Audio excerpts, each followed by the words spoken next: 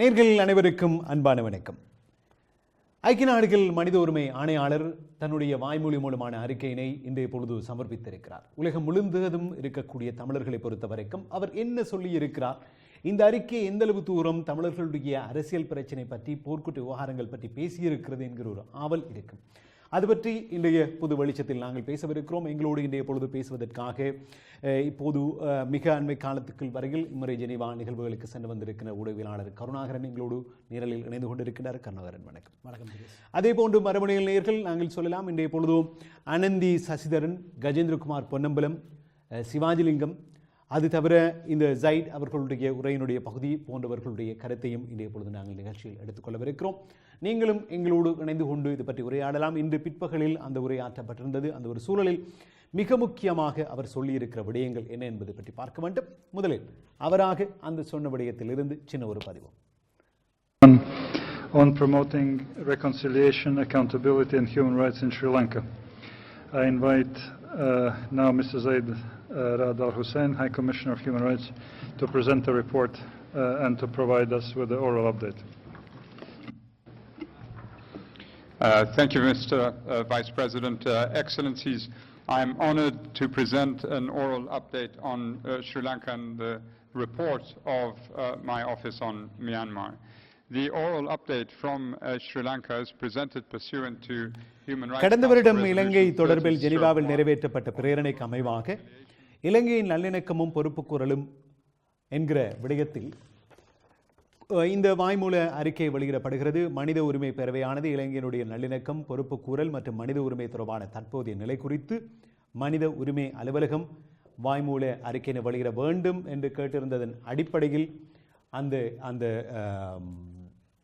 கேள்வி அதற்குரிய பதிலாக அவருடைய இந்த அறிக்கை அமைகிறது. And the rule of law. This update serves to take stock of Sri Lanka's progress in implementing its commitments in Resolution 30/1, identify challenges and constraints, and recommend strategies for moving forward. பல விடயங்களை அவர் குறிப்பிட்டு சொல்லிக்கொண்டே போகின்றார். இந்த இடத்தில் நாங்கள் இது பற்றி பேசலாம். என்னென்ன விடயங்கள் இந்த அறிக்கையில் மிக முக்கியமாக சொல்லப்பட்டன? கருணிகள் இந்த உரையினை முழுமையாக பார்த்திருக்கிறீர்கள். பல விடயங்களை அவர் சொல்லியிருக்கிறார். குறிப்பாக முதலில் அவர் பேசிய விடயங்களுடைய விவரங்கள் ஸ்ரீலங்கா அரசை பாராட்டுகிறோம் அவர்களை முயற்சிக்க என்பதாக வருகிறது. உங்களுடைய பார்வையில் இந்த அறிக்கையை சாராம்சப்படுத்தி சுருக்கி எடுப்பீர்களாக இருந்தால் என்னென்ன விடயம் இதில் சொல்லப்பட்டிருக்கிறதுன்னு சொல்லி இது குறிப்பாக சொல்ல வேண்டிய விடயம் என்று கேட்டால், இலங்கை அரசாங்கம் அந்த டாக்கிங் பாயிண்ட் சொல்லக்கூடிய அந்த பேசுபொருளாக இருக்கக்கூடிய விடயம் இலங்கையில் போர்க்குற்ற விசாரணையில் சர்வதேச உள்ளோடு இருக்குமா இல்லையா என்ற அந்த கேள்விதான்.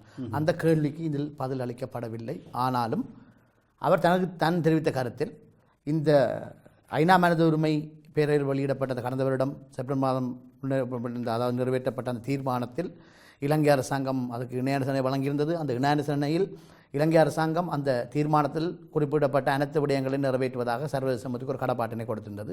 அந்த கடப்பாட்டில் பொறுப்பு கூறும் பொறிமுறை, அதாவது போர்க்குற்ற விசாரணை பொறிமுறையில் சர்வதேச விசாரணையாளர்கள், வழக்கு தொடர்நர்கள் மற்றும் நீதிபதிகள் போன்றோர் உள்ளடக்கப்படுவார்கள் அல்லது வெளிநாட்டு நீதிபதிகள் உள்ளடக்கப்படுவார்கள் என்று தெரிவித்திருக்கப்பட்டிருக்கிறது. அதனை பிரதமரும் ஜனாதிபதியும் அங்கு நிராகரித்திருக்கிறார்கள். ஆனாலும் இதனை ஏற்றுக்கொண்டுள்ள அரசாங்கம் சர்வதேசத்துக்கு வழங்கிய அந்த கடப்பாட்டினை நிறைவேற்ற வேண்டும். ஏனெனில் இலங்கையில் இழக்கப்பட்ட குற்றங்கள், அந்த இறுதிக்கால யுத்தத்தில் குறிப்பாக இழக்கப்பட்ட குற்றங்கள் மிகவும் எண்ணிக்கையில் பெரியவை. அதனை விசாரிப்பதற்குரிய அந்த அந்த அந்த ஆளுமை இலங்கை அரசாங்கத்துக்கு கிடையாது. அந்த நீதி கட்டமைப்புகள் முழுமையாக அரசியல்படுத்தப்பட்டிருக்கின்றன. ஆகவே அது சுதந்திரமானதாகவும் நேர்மைத்தன்மையானதாகவும் நம்பிக்கைத்தன்மை வாய்ந்ததாகவும் பக்கச்சார்பற்றதாகவும் இருப்பதை உறுதி செய்வதற்காக இந்த சர்வதேச நீதிபதிகள், வழக்கு தொடர்நர்கள், விசாரணையாளர்கள் அது உள்வாங்கப்பட வேண்டும் என்று திரும்பவும் தெரிவித்திருக்கிறார். அதை மீளவும் வலியுறுத்தி இருக்கிறார்.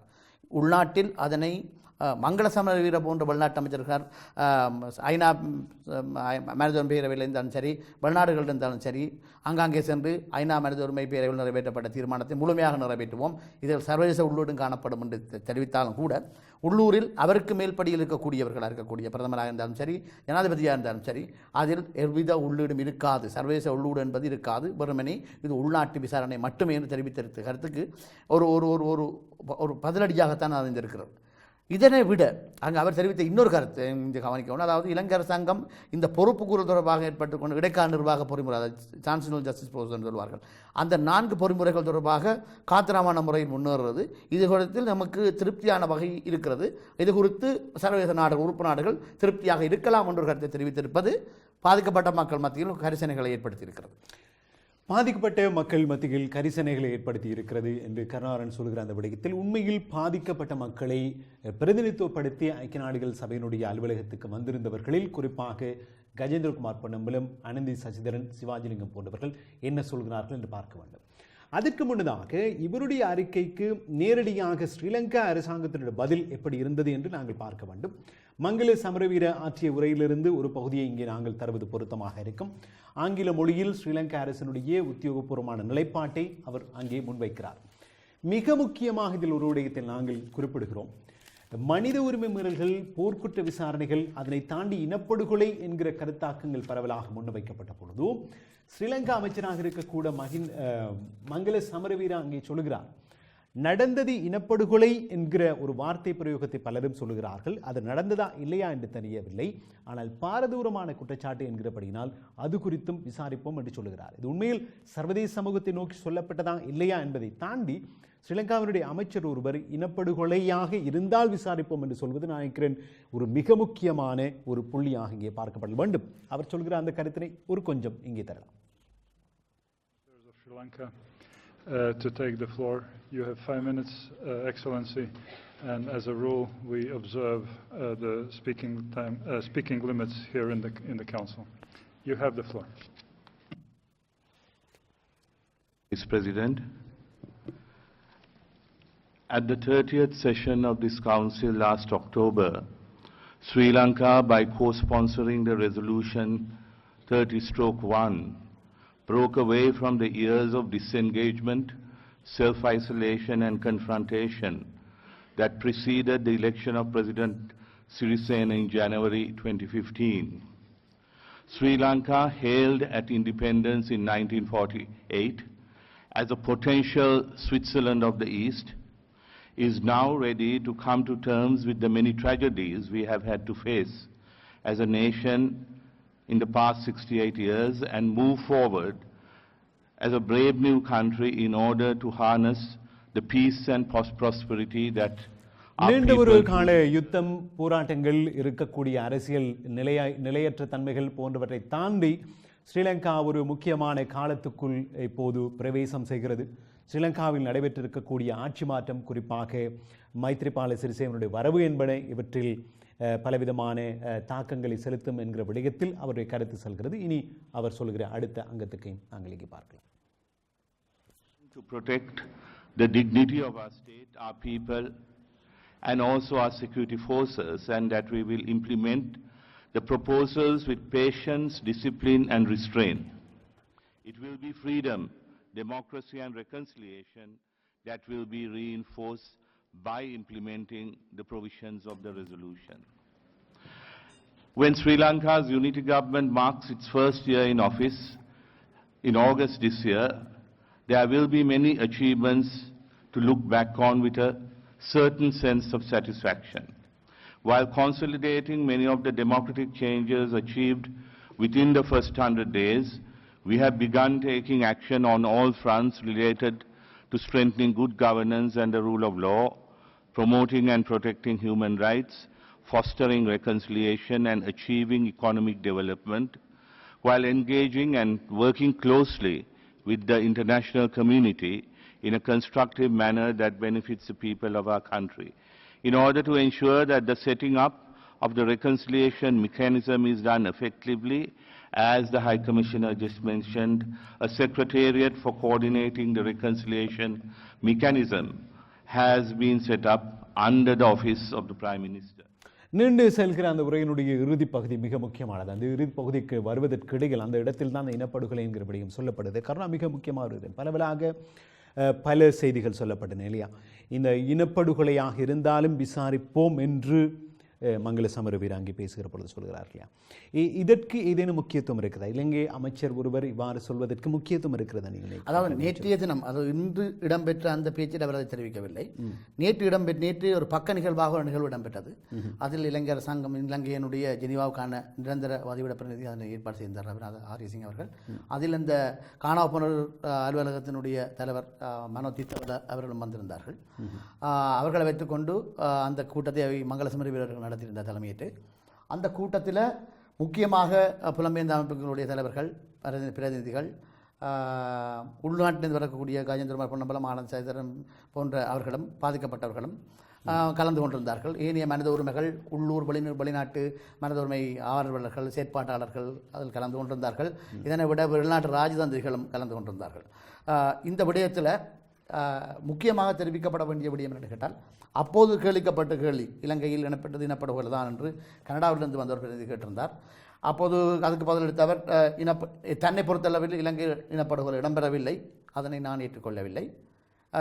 இலங்கை தொடர்பாக பல்வேறு குற்றச்சாட்டுகள் முன்வைக்கப்பட்டிருக்கின்றன. அந்த குற்றச்சாட்டுகள் எந்த குற்றச்சாட்டுகளிலும் இலங்கையில் இனப்படுகொலை இடம்பெற்றதான குற்றச்சாட்டுகள் இடம்பெறவில்லை. ஆனாலும் இலங்கையில் இடம்பெற்ற இறுதி யுத்தத்தின் போது மிக மோசமான மனித உரிமை மீறல் சம்பவங்கள் இடம்பெற்றிருக்கின்றன. இவற்றில் சில யுத்த குற்றங்களுக்கு குற்றங்களாக கூட இருக்கலாம். ஆகவே இது இதை குறித்து உண்மைகளை விசாரிப்பதற்கு நமது அரசாங்கம் தயாராக இருக்கிறது. அந்த உண்மை குறித்த விசாரணைகளை மேற்கொள்ளும் போது அதில் இனப்படுகொலை மேற்கொள்ளப்பட்டிருப்பதாக ஆதாரங்கள் இருந்தால் அது குறித்தும் நாங்கள் விசாரிக்க தயார் என்ற கருத்தை முன்வைத்திருந்தார். மிக தெளிவாக நினைக்கிறேன். நீங்கள் அவருடைய அந்த அவர் சொன்ன விடயத்தில் சரியான விதத்தில் அவர் சொல்லப்பட்ட விடயத்தை அப்படி சொன்னீர்கள் நினைக்கிறேன். இந்த மனித உரிமை ஆணையாளர் பேசிய அந்த பிரதான நிகழ்வில் மங்கள பேசிய பொழுது சொன்ன விடயத்தில் ஒரு கொஞ்சத்தை தந்து நாங்கள் அடுத்த அங்கத்துக்கு போகலாம். To pay if we falter is not one our nation can endure. Once again, after over 30 years of bloodshed that has spared no one. I would say, if I may, that we are following what the ancient Romans would have called the policy of festina lente, making haste slowly. This may make it seem for some that the progress we are making is too fast and too slow for others. What we have achieved so far since January 2015 may seem like baby steps for some, but for us in Sri Lanka, these are giant leaps. இப்போது இதுவரையில் ஸ்ரீலங்கா அரசாங்கம் செய்திருக்கிற வேலைகள் மிகவும் சின்ன படிகளாக சிலருடைய கண்களுக்கு தெரிந்தாலும் கூட மிகவும் பெரிய பாரதூரமான மிக பாரிய விடயங்களை நாங்கள் செய்திருக்கிறோம் என்பதாக அவருடைய பார்வை அமைந்தது. அது தவிர அந்த பக்க நிகழ்வில் நடைபெற்ற விடயத்தில் அவர் சொல்லியிருந்த கருத்தை போது கருணாரணியில் சுட்டிக்காட்டியிருந்தார். இனி அறிக்கை வெளியாகி இருக்கிறது. கடந்த ஒரு வாரமாக அல்லது 10 நாட்களுக்கும் அதிகமாக ஜெனீவாவில் பல தமிழர்கள் அங்கே நின்று பலவிதமான வேலைகளில் ஈடுபட்டு வருகிறார்கள். இந்த அறிக்கை வெளியாகியதன் பின்னர் அவர்களுடைய பார்வை பாதிக்கப்பட்ட மக்கள் சார்பில் இதனை எப்படி பார்க்கலாம் என்று பார்த்திருந்தோம். அனந்தி சசிதரன், சிவாஜிலிங்கம், கஜேந்திரகுமார் பொன்னம்பலம் 3 பேருடைய பார்வைகளை மிகச் சுருக்கமாக கொண்டு வரலாம். அனந்தி சசிதரன் இந்த விளக்கங்களுக்கெல்லாம் பிறகு தன்னுடைய நிலைப்பாட்டை எப்படி சொன்னார் என்பதை இங்கே நாங்கள் பார்க்கலாம். ஆணையாளருடைய இந்த வாய்மூல அறிக்கை எங்களுக்கு மிகவும் கவலை அளிப்பதாக அமைகின்றது. நீர்த்துப்போன தீர்மானம் கூட ஸ்ரீலங்கா அரசாங்கத்தினால் நிறைவேற்றப்படாத நிலையில் சர்வதேசத்தை ஏமாற்றுகின்ற வகையில் அவர்களுடைய நடவடிக்கைகள் அமைந்து கொண்டிருக்கின்றது. சர்வதேசத்தை திருப்திப்படுத்தும் வகையிலான ஸ்ரீலங்கா அரசாங்கத்தினுடைய வெளியுறவு அமைச்சருடைய உரை இருக்கின்றது.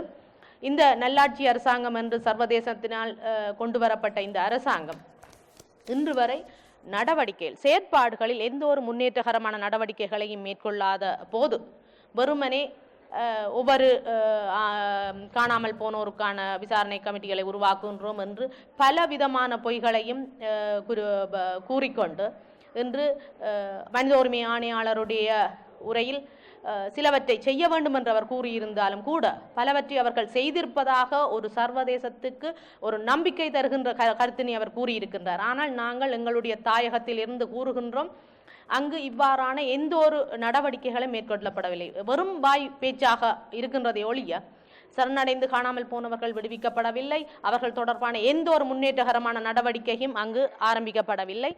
அதே போன்று நிலங்கள் எதிர்பார்த்த அளவுக்கு விடுவிக்கப்படவில்லை. சிறிய நிலப்பகுதியை விடுவித்துவிட்டு நிலங்களை விடுவித்ததாக கூறிக்கொண்டிருக்கின்றார்கள். தமிழ் அரசியல் கைதிகள் விடுவிக்கப்படவில்லை. 6வது திருத்தச் சட்டத்தை நீக்குவதென்று நீக்கப்படவில்லை.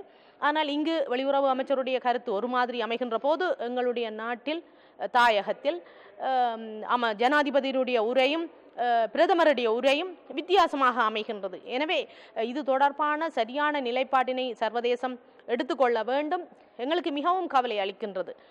காரணம், அங்கு இருக்கின்ற செயற்பாடு ஒரு வடிவமாகவும் இங்கு அவர்களுடைய முன்னேற்ற அறிக்கை வேறொரு விதமாகவும் இருப்பதற்கு சிங்கள மனித உரிமை அமைப்புகளும் சிவில் அமைப்புகளும் ஸ்ரீலங்கா அரசாங்கத்துக்கு துணை போகின்றது. பாதிக்கப்பட்ட தமிழர் தரப்புக்கு புலம்பெயர் அமைப்புகள் கூட அவர்களுடன் கைகுலுக்கின்ற நடவடிக்கைகளை நாங்கள் பார்த்து கொண்டிருக்கிறோம். மிகவும் வேதனையாக இருக்கின்றது. ஸ்ரீலங்கா அரசாங்கத்திடம் நீதி கிடைக்காமல் தான் நாங்கள் சர்வதேசத்தை நோக்கி நகர்ந்தோம்.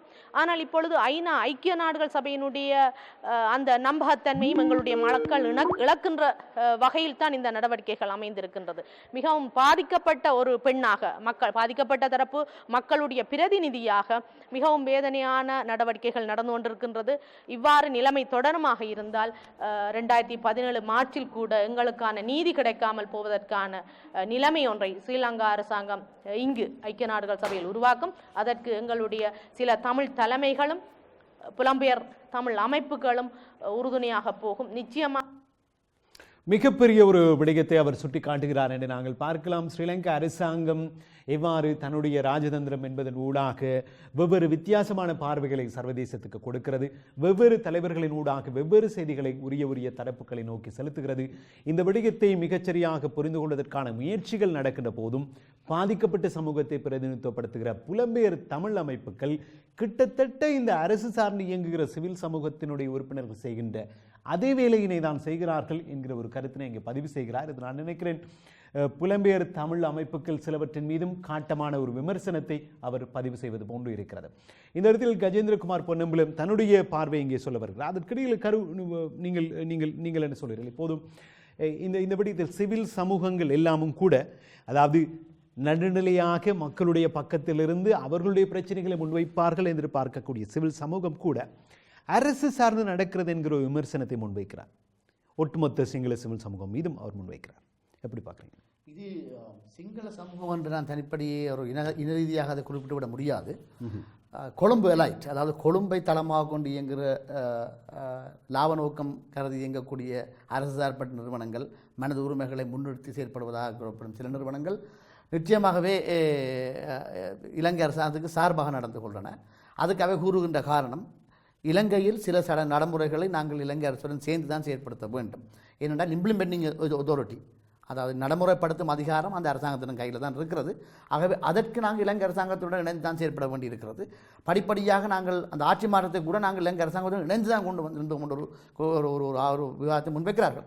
ஆனால் இதில் கவலையான விடயம் என்று கேட்டால், பாதிக்கப்பட்ட மக்கள் எந்த நடைமுறையாக இருந்தாலும் சரி, அது பாதிக்கப்பட்ட மக்கள், யுத்தத்தினால் பாதிக்கப்பட்ட மக்கள், அதாவது தமிழ் மக்கள் குறிப்பாக, இரண்டால் பாரிய அழிவுகளையும் இழப்புகளையும் செஞ்ச மக்கள் தமிழ் மக்கள், அந்த மக்களுடைய திருப்தி இல்லாமல், அந்த நம்பிக்கையை பெறாது, அவர்களுடன் கலந்து ஆலோசிக்காது உருவாக்கப்படும் எந்த பொறிமுறையும் வெற்றி அளிக்காது. ஏனென்றால் மக்களுக்கு அதில் நம்பிக்கை இருக்க வேண்டும். அப்போது அவர்கள் முன்வந்து அவர்கள் சாட்சியம் அளிப்பார்கள். ஏன்னா அந்த மக்களுடன் தான் நல்லிணக்கம் ஏற்படுத்தப்பட வேண்டும் என்ற அடிப்படையில், இது ஐநாவும் திரும்ப கூறுது என்ற அடிப்படையில் வடகிழக்கிலிருந்து கிராஸ் ரூட், அதாவது அந்த மக்களை பிரதிநிதித்துவப்படுத்தும் சிவில் சமூகங்களுடைய கருத்துக்கள் முழுமையாக புறந்தள்ளப்படுகின்றன. உதாரணமாக நேற்று முன்தினம் இந்த ஆணையாளருடைய அறிக்கை வருவதற்கு முன்பாக தமிழ் சிவில் சமூக அமையத்தினுடைய அறிக்கை வெளியிடப்பட்டிருந்தது. அது தெரிவிக்கப்பட்டிருந்த முக்கியமான கருத்தாக என்னென்றால், இது உங்களுக்கு தெரியும், இந்த ஆணையாளர் விவசாயிகள் அவர்கள் இலங்கை அரசாங்கம் சில நன்மையான விடயங்களை செய்திருப்பதாக தெரிவித்திருந்தார். குறிப்பாக தேசிய கீதத்தை தமிழில் பாடியிருந்தார்கள். அந்த வழமை போல மே 18ஆம் தேதி நடக்கின்ற இராணுவ பேரணிகளை ரிமெம்பரன்ஸ் டே, அதாவது நினைவு தினமாக மட்டுமே கொண்டாடி இருக்கிறார்கள். அது தவிர சில இடங்களில் காணிகளை விடுவித்திருக்கிறார்கள். சில முக்கியமான நடவடிக்கையாக கைதிகள் சில பேரை விடுதலை போதாவிட்டாலும் அவர்களை விடுதலை செய்திருக்கிறார்கள். சுயாதீன அரசியல் குறித்ததான வேலைகள் நடக்கின்றன. இப்படி பல விடயங்களை, சின்ன விடயங்களை தொட்டு, இது வந்து டிக்ஸ் பாக்ஸ் சொல்லுவாங்க. அதை வந்து சர்வதேச அரசாங்கங்களை திருப்திப்படுத்த வேண்டும், ஐநாவை திருப்திப்படுத்த வேண்டும் என்ற நோக்கத்துக்காக செய்யப்பட்ட விடயங்கள். ஆனாலும் இதனை சர்வதேச சமூகம் மெச்சக்கூடாது, ஐநா மெச்சக்கூடாது. இதனை மெச்சினால் இலங்கை அரசாங்கம் தொடர்ந்தும் தனது முக்கியமான கடப்பாடான அந்த போர்க்குற்ற விசாரணைகளின் சர்வதேச உள்ளீடுகளை இன்னும் புறந்தள்ளி கொண்டே போகும். இதில் கால எடுத்தடிப்புகளை மேற்கொள்ளும் என்று அவர்கள் சுட்டிக்காட்டியிருந்தார்கள். நிச்சயமாக அந்த இடத்தில் இன்னொரு பார்வையை கொண்டு வரலாம். கஜேந்திரகுமார் பொன்னம்பலம் பேசியிருந்தார். நாங்கள் சிவாஜிலிங்கத்துடைய பதிவுக்கு வருவதற்கிடையில் கஜேந்திரகுமார் பொன்னம்பலம் என்ன சொன்னார் ஒரு கொஞ்சம் நாங்கள் பார்க்கலாம். பாதிக்கப்பட்டவர்களை குறையாக இது வருகிறது என்று நாங்கள் ஐநா மனிதுரிமை ஆணையருடைய வாய்மூல அறிக்கை விசேஷமாக உறுப்பு நாடுகள், அதாவது ஐநா மனிதுரிமை பேரவையுடைய உறுப்பு நாடுகளுக்கு ஸ்ரீலங்கா அரசாங்கத்துடைய செயல்பாடுகள் தொடர்பாக நம்பிக்கை கொள்கிற கோணத்தில் தன்னுடைய கருத்துக்களை தெரிவித்திருக்கின்றார். எம்மை பொறுத்தவரையிலே அவர் வெளியிட்ட வாய்மூல அறிக்கையிலே இன்றைக்கு இருக்கக்கூடிய நிலைமைகள், விசேஷமாக பாதிக்கப்பட்ட தமிழ் மக்களுக்கு இந்த அரசாங்கத்தால் புதிய அரசாங்கம் ஆட்சிக்கு வந்ததுக்கு பிற்பாடும் கூட மக்கள் சந்திக்கின்ற பிரச்சனைகள், உரிமை மீறல்கள் தொடர்பாகவும் ஆணித்தரமாக பல விடயங்கள் பதிவு செய்து இருந்தும் கூட அது மட்டுமல்லாமல் ஸ்ரீலங்கா அரசாங்கம் சர்வதேச நாடுகளுடைய உறுப்பினர்கள் பொறுப்புக்கூறல் பொறுமுறையிலே முழுமையாக அவர்களுடைய பங்களிப்பு தொடர்பாக அதை நிராகரிக்கின்ற வகையிலே கருத்து தெரிவித்திருக்கின்ற ஒரு நிலையிலே இப்படிப்பட்ட ஒரு கருத்து ஆணையாளர் அவர்கள் தெரிவித்திருப்பது நமக்கு ஒரு ஏமாற்றமாக இருக்கின்றது. ஆனால் அந்த விடயத்தை தாண்டி பார்க்கின்ற பொழுது ஒரு மெதுவான வார்த்தைகளை பாவித்தாலும் கூட இந்த அறிக்கையிலே தொடர்ந்தும் தமிழ் மக்கள் சந்திக்கின்ற இன்னல்கள், சட்ட மீறல்கள் போன்ற பல விடயங்கள், அதுவும் விசேஷமாக பயங்கரவாத தடுப்புச் சட்டத்துக்கு தொடர்பாக நடைபெறுகின்ற மீறல்கள், ஒரு இராணுவமயப்படுத்தப்பட்ட நிலைமை தொடர்பாக அனைத்திரமாக கருத்துகள் வெளியாகி இருக்கின்றன. அந்த விடயங்கள் தொடர்பாக எங்களுக்கு நாங்கள் வரவேற்கிறதுக்கு தயாராக இருக்கின்றோம்.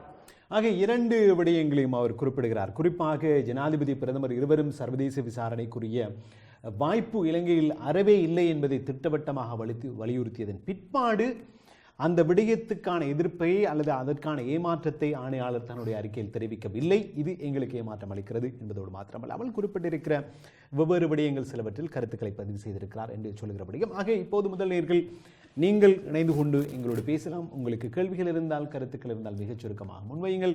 அது தவிர சில அமைப்புகளுடைய பிரதிநிதிகள், நீங்கள் வெளிநாடுகளில் இருக்கின்றவர்கள், ஜெனீவாவுக்கு சென்றிருந்தால் அல்லது இந்த விடயங்களை உற்று நோக்கி வருபவர்களாக நீங்கள் இருந்தால் உங்களுடைய பார்வைகளையும் கருத்துக்களையும் பதிவு செய்து கொள்ளலாம். அதற்கான நேரம் இப்போது முதல் ஆரம்பமாகிறது. தொலைபேசியில் இலக்கம் திரையில் வருகிறது. அந்த இலக்கத்தில் இணைந்து கொள்ளுங்கள். நாங்கள் சின்னதொரு விளம்பர இடைவெளிக்கு பிறகு உங்களுடைய தொடர்புகளோடு மீண்டும் சந்திக்கலாம்.